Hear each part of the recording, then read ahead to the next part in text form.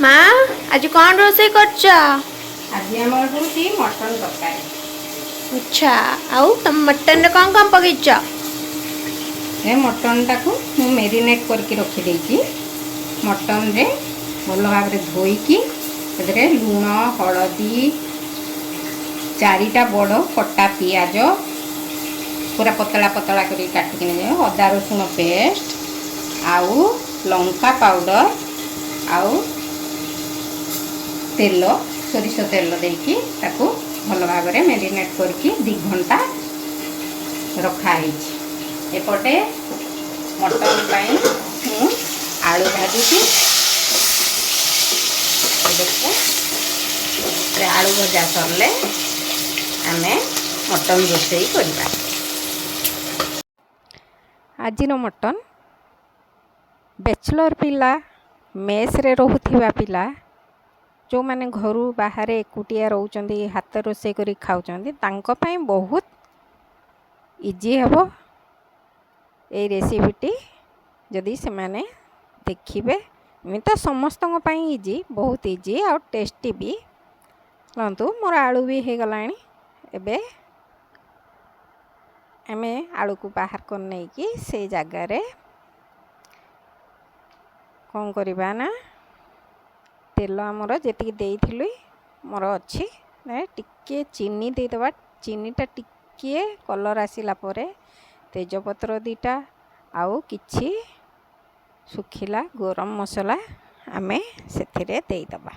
देला परे आमे जो मेरिनेट करके रखी थिले मटन टाकू आमर तो लूण हलदी ताधरे भी तेल पड़ीची पियाज सबू पड़ीची।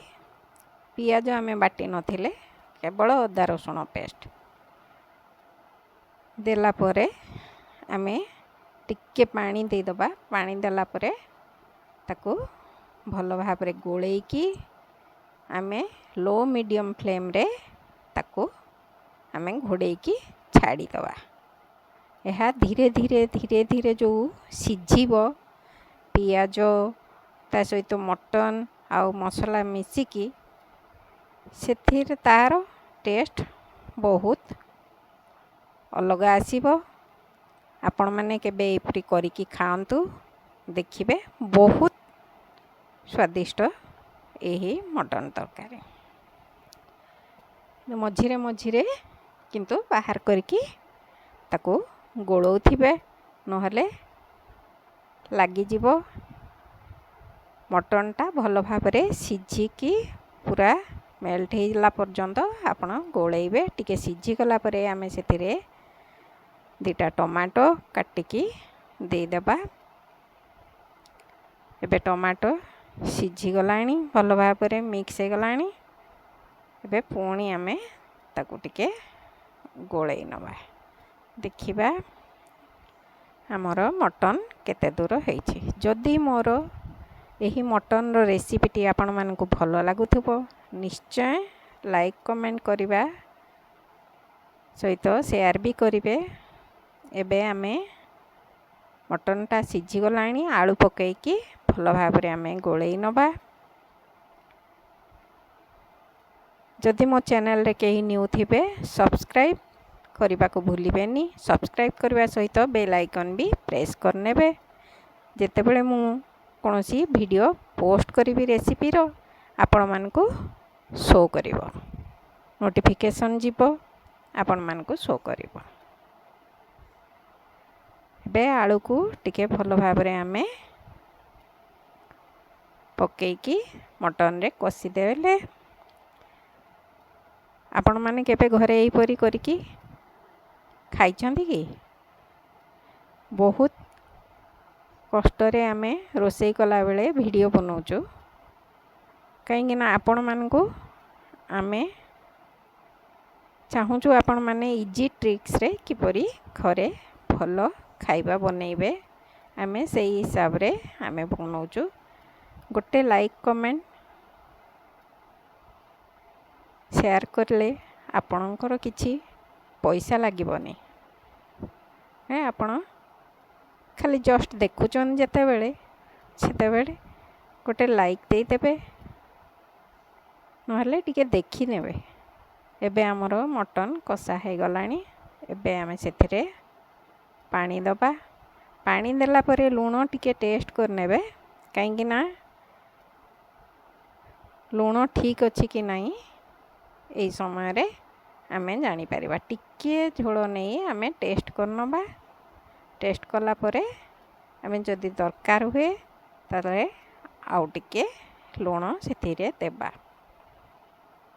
ମୋର ବି ଟିକେ ଲୁଣ କମ୍ ଥିଲା, ତ ଆମେ ଆଉ ଟିକେ ଲୁଣ ଦେଇଦେଲି।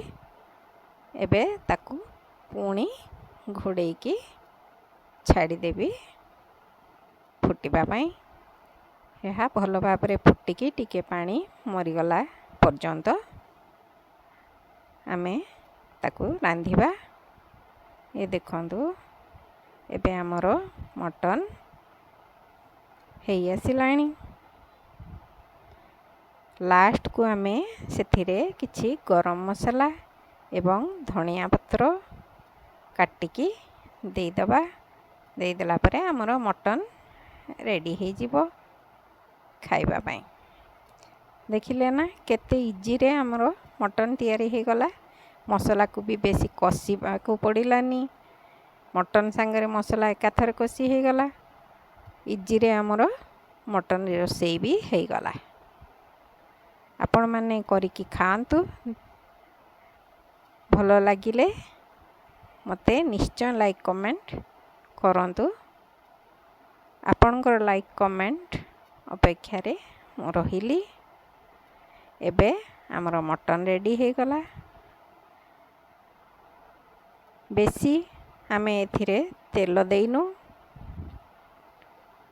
ଅଧିକ ତେଲ ଦେଲେ ଆମର ଦେହ ଖରାପ ହେଇପାରେ, ସେଥିପାଇଁ ମୁଁ ବହୁତ କମ୍ ତେଲରେ ଏହାକୁ କରିଛି।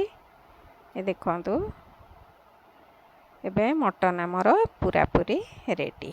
ଗ୍ୟାସ୍କୁ ବି ଆମେ ବନ୍ଦ କରିଦେଇଛୁ। ଏବେ ଆମେ ସର୍ଭ କରିବା ମଟନ୍ ତରକାରୀ। ଚାଲନ୍ତୁ, ଇଏ ଦେଖନ୍ତୁ ଆମର ମଟନ୍ ତରକାରୀ ପୁରା ରେଡ଼ି। ଆପଣ ଏହିଭଳି ୟମ୍ମି ୟମ୍ମି ମଟନ୍ ବନେଇକି ଖାଇପାରିବେ। Thank you for watching.